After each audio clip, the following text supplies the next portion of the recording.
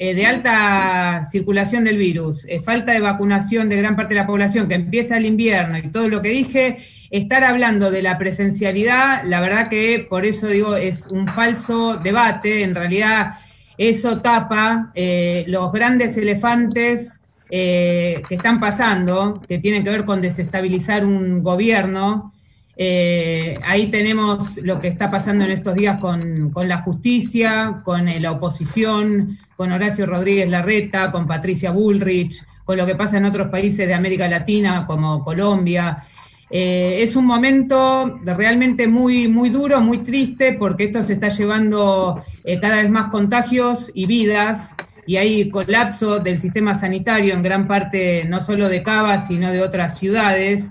Y seguimos escuchando en los medios que el problema parecería ser si la escuela está abierta o la escuela está cerrada. Es una falta de respeto, es un insulto a la inteligencia, a la dignidad humana. Y bueno, desde este programa, Obligados a Volver, así como desde todos los espacios donde se pueda, donde haya realmente comunicadores comprometidos y que no estén militando por la muerte, es importante poder entonces denunciar esto, poder plantear qué es lo que hay detrás. Y para no seguir, como muchas mujeres que hablamos mucho yo, bueno, le doy la palabra también a Daniel a ver qué opina de esto. En principio no estabas hablando mucho porque hablaste exactamente caracterizando el problema, y yo traigo a colación el magnífico discurso que hoy dio en Ensenada Axel Kicillof. Sí. Me parece que fue el complemento perfecto a la definición del problema que ya había hecho Cristina, y vale la pena recordar algunos puntos, ¿no? Acá el problema no es la escuela, acá el problema es el poder.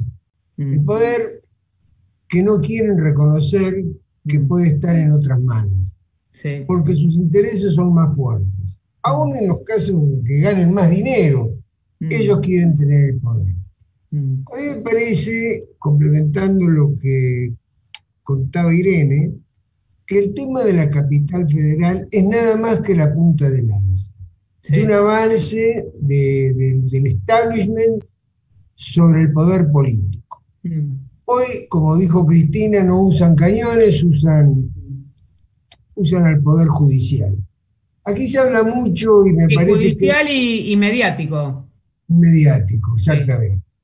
A mí me parece que las caracterizaciones que escuchamos a diario de ambiciones, de juegos de poder, de la Suprema Corte, son relativamente ciertas nada más. Yo creo que todos son piezas en un tablero sincronizado que actúan totalmente de acuerdo. Acá fíjense que tenemos el problema básico de que se está cercenando el poder del presidente de la República. Sí. El poder político está siendo cercenado. No se puede establecer una tarifa básica de telefonía, no se puede establecer que la telefonía es un servicio esencial. Sobre eso, perdón, ya empiezo, perdón, pero es más fuerte que yo, porque hoy me di cuenta, yo vengo planteando un montón de argumentos de por qué la presencialidad es criminal, ¿no? Y todo lo que bueno, uno viene planteando con respecto a eso. Pero hoy me di cuenta cómo está ligado la cuestión esta de declarar como prestación universal a la telefonía, a internet y todo esto con justamente la educación virtual. Que era algo que ni siquiera, porque nos maltratan tanto, nos atacan tanto y padecemos tanto que a veces ya uno hasta pierde noción de algunas cosas. Y hoy es como que todo va cerrando con un moño horrible, ¿no? Pero va cerrando con un moño, porque ahora la oposición, que en realidad es lo peor de la derecha y que representa intereses concentrados nacionales y foráneos, ahora se opone a que haya virtualidad.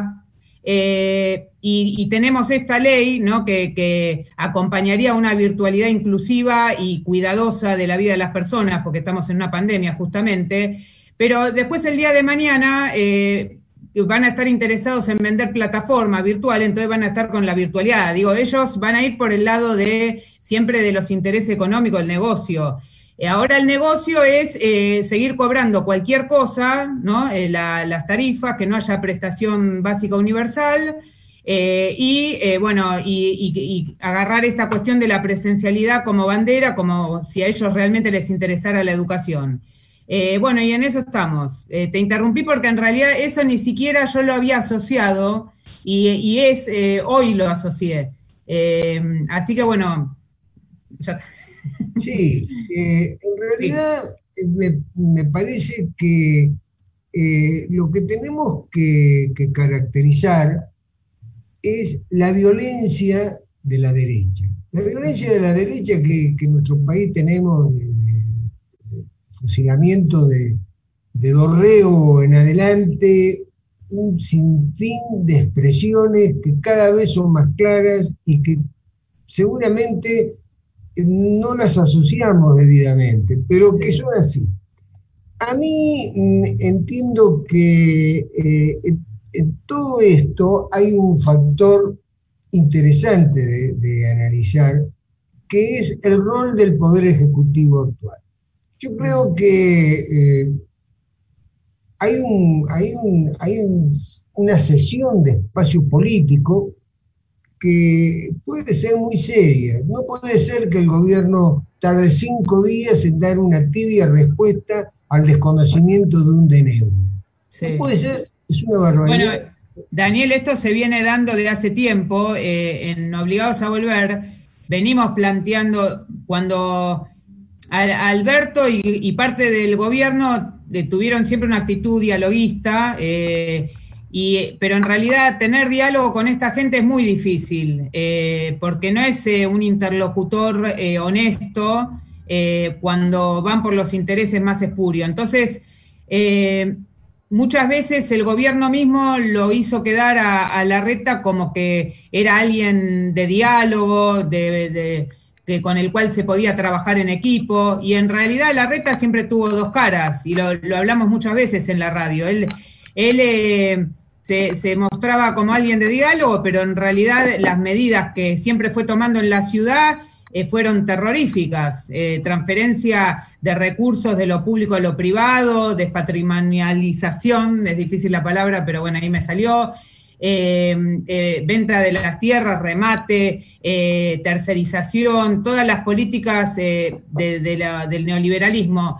Y bueno, ahora con esta situación eso está quedando muy expuesto, y si el gobierno no actúa más rápido, muchas veces en realidad después las consecuencias las paga el gobierno nacional, porque los grandes medios todo el tiempo están operando, ¿no?, en el sentido de que todo es la culpa siempre del gobierno nacional. Entonces el gobierno de la ciudad toma las peores medidas que tienen las peores consecuencias, desconoce fallos que tiene que acatar, porque acá es una cuestión de salud pública, no es para estar haciendo politiquería, y bueno, y por eso, entonces, ¿qué vamos a hacer? La reacción tiene que ser rápida porque se lleva vidas. Yo creo que la reacción ya no va a ser rápida.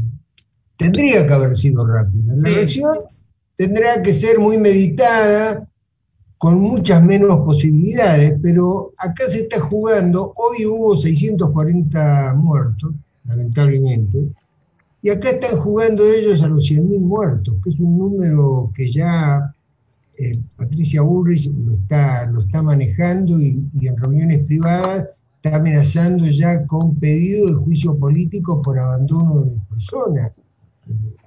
Terrible. No va a faltar un juez que le haga lugar y se inicie un proceso devastador, porque además hay que entender que si nosotros perdemos el gobierno, vamos a tardar muchos años en conseguirlo, en lograrlo nuevamente. Eso hay que entender. Es que ya venimos sufriendo el retroceso de la época macrista, que fue terrorífico. Retroceso en un montón de cuestiones. Venimos sufriendo un retroceso, yo diría, con la isla que fue Néstor y Cristina, desde la época de Martínez de Hoz, que se afianza con el menemato.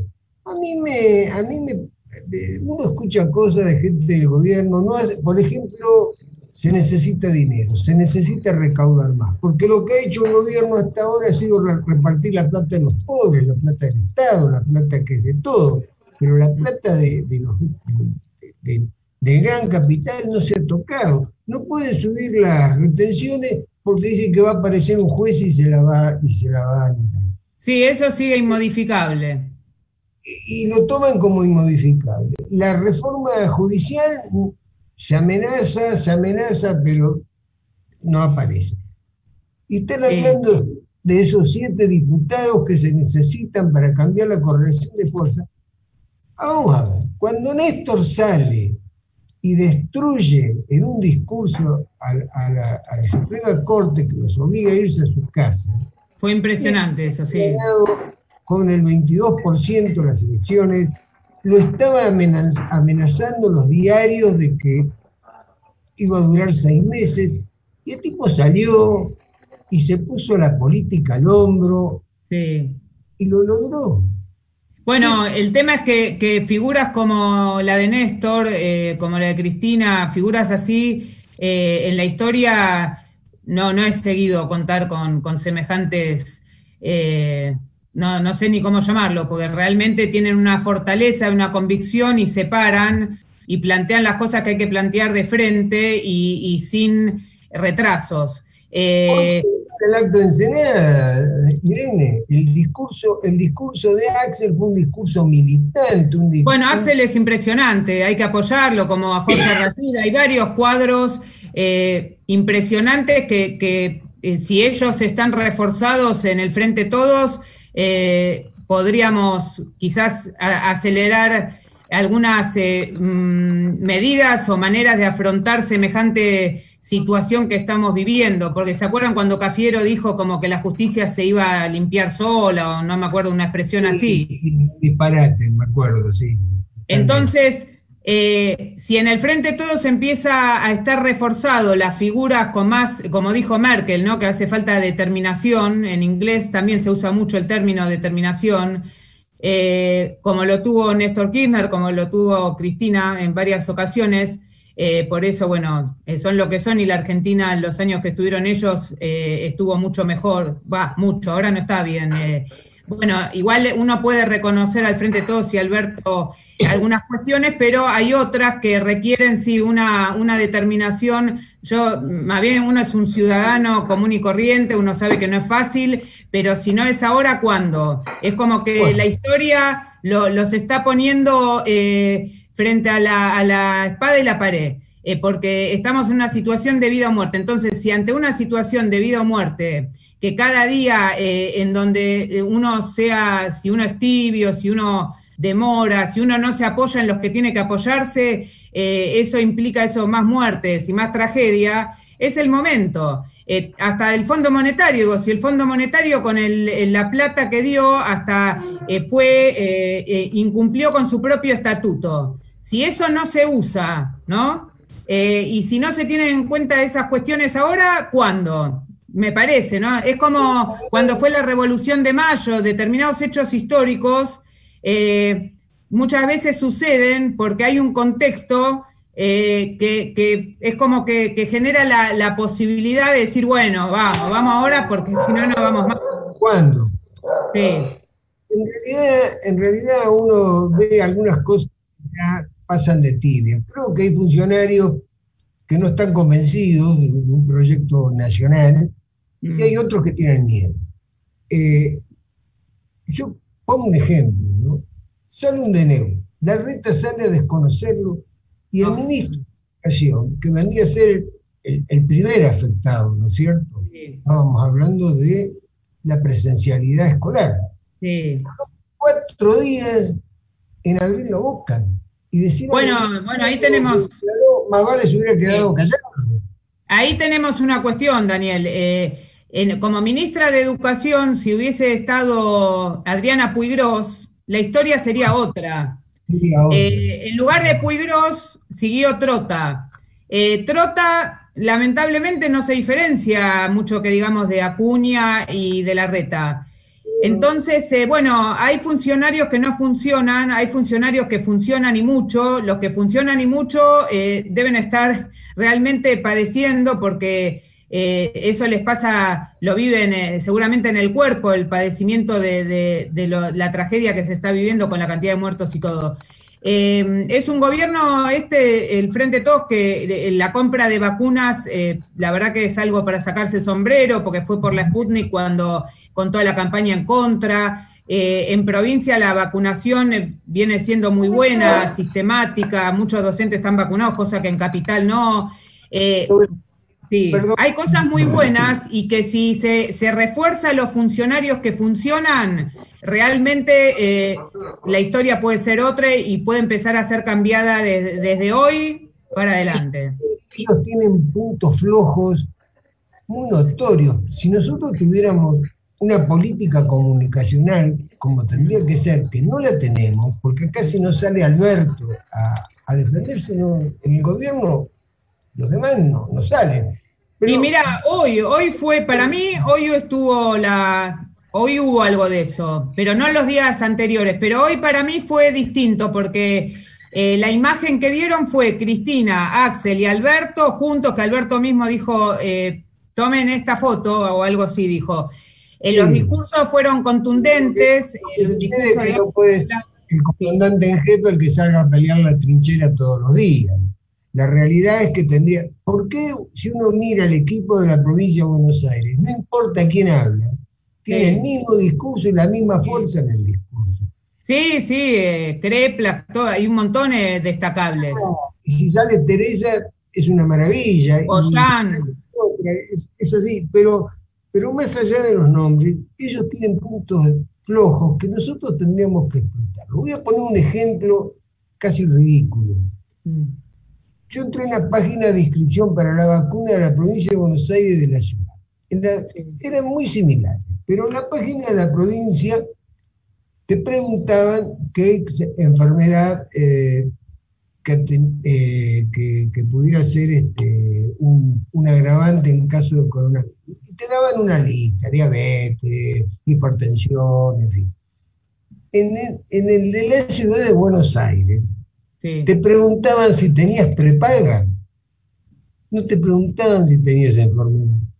Eso lo dejó pasar el gobierno, no salió bueno, nadie. eso hubiese sido importante, que hubiese estado unificado, porque en realidad una pandemia implica un manejo del Estado del tema, no se puede dejar a criterio de Capital, y aparte Capital va a tener que ser responsable de semejantes descalabros, porque no puede ser, pero es lo que vos decís, es una pena, eso tendría que haber sido un criterio nacional, las preguntas tendrían que haber sido en todos lados igual, y las prioridades de vacunación también. Por ejemplo, el grupo de educación en Ciudad de Buenos Aires tiene unas prioridades que las hizo no sé quién las hizo, el enemigo justamente, porque en primer lugar, en el grupo de los que trabajan en educación están el personal de conducción y administrativos, que son los que no están frente al aula.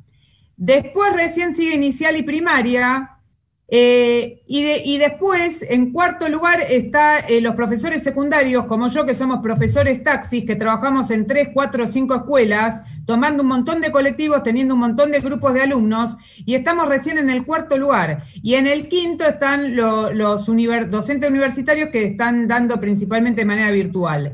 O sea, está diseñado como para que haya más contagios y que haya muertes, y hacer de esto un negocio. Por eso el desvío de vacunas, por eso esa desesperación porque se vendan las farmacias.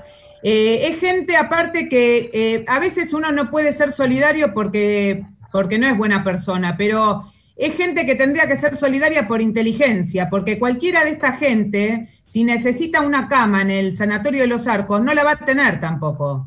Y el médico de terapia intensiva va a estar agotado, no solo para el pobre, sino para ellos. Entonces, aunque ellos tienen plata y ellos discriminan, el virus no discrimina. El virus ataca tanto al pobre como al rico, así que ellos no se dan cuenta de eso.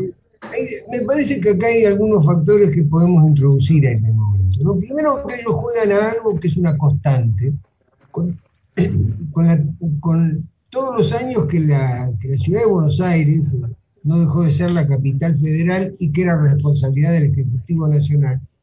Todo lo que pasa en la ciudad de Buenos Aires siempre se le echó la culpa al presidente. Sí. El gobierno, y además aprovechan esa situación. Y otro factor que me parece de importancia es no entender al país federal. Sí. Nosotros estamos muy centrados en hablar ni siquiera de toda la provincia de Buenos Aires, estamos hablando del AMBA, ¿no es cierto? Del lugar donde está más poblado el país, pero que no es el país. Y toda esta discusión, hoy un compañero de Misiones me decía, hay mucha confusión, pues no lo entienden. ¿Por qué un misionero no lo entiende? Y un chubutense no lo entiende. Lo que vos estás diciendo da pie justamente a que el descalabro principalmente se está dando en los lugares donde gobierna Juntos por el Cambio. Así vos tenés en Olavarría que dejaron echar a perder 400 vacunas. En Corrientes, que hubo, no me acuerdo si era un intendente que llevaba vacunas en el auto, volcó toda una forma irregular. Muy extraño. Sí, sí. O sea, hoy la provincia de Catamarca, que está en un pico, la capital de Catamarca, está en un pico de infecciosos, ha anunciado que el lunes empiezan las clases presenciales. Y ahí donde empiezan a romper el frente interno, porque Catamarca no la gobierna Juntos por el Cambio. Y eso va mellando la fuerza política del gobierno. Ese es, me parece que es el nudo por el cual estamos viviendo esta situación. Sí, no pero eso va acompañado. Avanzaron, sí. y ahora ¿cómo lo frenamos? Yo diría... Daniel, eso también va avanzado con la falta de justicia, porque en realidad hay un montón de cuestiones que, sin ser abogada, uno se puede dar cuenta que tipifican, que tienen que ver con delito. Cuando vos tenés medios de comunicación donde hay una periodista que toma veneno, tenés que minimizan el tema del virus, las vacunas, y en cadena nacional de medios privados hegemónicos quemándole la cabeza a la gente, desinformando, eso es atentar contra la salud pública, eso tendría que tener algún grado de responsabilidad. No puede ser que se diga cualquier barbaridad cuando estamos en una situación donde la gente se está enfermando y muriendo. Y así tenés, bueno... Al procurador todavía, un tipo puesto a dedo por Macri, que además hace cualquier barrabasada jurídica, porque ya los abogados agarran la cabeza a ver las cosas que hacen. Lo pusieron por un DNU, también se lo puede sacar por un DNU. En definitiva, ¿cuál es la diferencia? ¿Qué pueden aducir? Y además que salga la Corte a avalarlo a pesar, que lo diga la Corte, que se desgaste la Corte. Sí, quizás la tarea nuestra es mostrar lo que ellos están haciendo y que ellos son responsables. Es verdad que es importante que las medidas del Ejecutivo se tomen lo más rápido posible porque no es una situación para dejar pasar los días. Lógicas que sean las medidas, ¿no es cierto? Acá nos están haciendo señas que vamos, me parece. Y sí, da para mucho este tema, abre a miles de cosas, así que... Vamos a tener otro miércoles, porque la gente no sabe, pero tuvimos esta mañana y ahora con este tema, así que es largo. Sí, doy el cierre, Irene. Tiene más aristas. Bueno, si hacemos un cierre-apertura, en realidad sería que esto de lo que, con la bandera de la educación, ¿no? Que se dice... presencialidad sí, presencialidad no importa la educación, bueno, que esto es una mentira. Es la utilización de la educación para los fines más espurios, fines que tienen que ver con cuestiones económicas que no contemplan ningún grado de humanidad, y así como hay interés en tercerizar la educación, de tomar la educación también como algo después para hacer negocio de los privados, donde hay un montón de ONGs con intereses. Tenemos también lo que está pasando con el río con el río Paraná, con las multinacionales que manejan los puertos y qué va a pasar con eso, si vamos a recuperar algo de soberanía o nada. También, bueno, en distintos ámbitos, o sea, esta cuestión del neoliberalismo... ¿Cómo? El río Paraná, próximo tema para que conversemos. Sí, sí, ese tema es vital y de ese tema dependen gran parte de los problemas de los argentinos, desde los precios, la falta de divisas, el contrabando, la evasión. Es un tema central que la mayoría de la gente desconoce, no tiene ni idea. Aparte, es como dijo Horacio Tetamanti, y con esto, bueno, vamos cerrando, cómo se manipula el lenguaje para engañar a la gente en todo, ¿no? Acá, bueno, con el tema educación presencial o muerte. Y después tenemos con el tema del río Paraná, que se utiliza el término hidrovía, que en realidad Horacio Tetamanti todo el tiempo dice, hidrovía es un neologismo que se hizo para la venta, para la tercerización, de acuerdo a intereses que no son los de la patria, entonces no usemos el término hidrovía, usemos el término nuestros ríos, el río Paraná y todos los ríos de los que hablemos, y que hay que recuperarlos para tener el control de nuestros recursos, nuestros precios y de una vida mejor para todos. Una sola acotación quiero hacerte, Irene, a lo que estás diciendo, con lo que concuerdo plenamente. En la entrevista esa entrevista tan amigable que le hizo Gustavo Silvestre al ministro de Transporte, dijo que el tema del río Paraná era un tema fantasma, porque había aparecido 7 meses, una barbaridad, y se la dejó pasar, Silvestre además, una barbaridad. Es lo último que puede decir un ministro de Transporte que responda a un proyecto peronista. Es una locura es eso. Y bueno, digamos que esperemos que prevalezcan los funcionarios que funcionan, porque los hay, está Jorge Tayana, hay funcionarios que funcionan y que están tratando de que las cosas funcionen, así que ojalá que ellos puedan ser la guía y la dirección que el gobierno necesita para que estemos mejor como un país soberano. Exactamente. Sí. Irene, creo que hasta acá hemos llegado, ¿no? Sí, si no vamos a seguir hasta que las velas no ardan. Vamos a seguir si vos querés. Seguimos por privado. Exactamente. Acá no estamos obligados. Sí. Bueno, así que nos despedimos. Nos despedimos. Entonces, bueno. Hasta el próximo vivo. Chao, compañeros. Chao, Irene. Chao, compañeros. Chao, chao.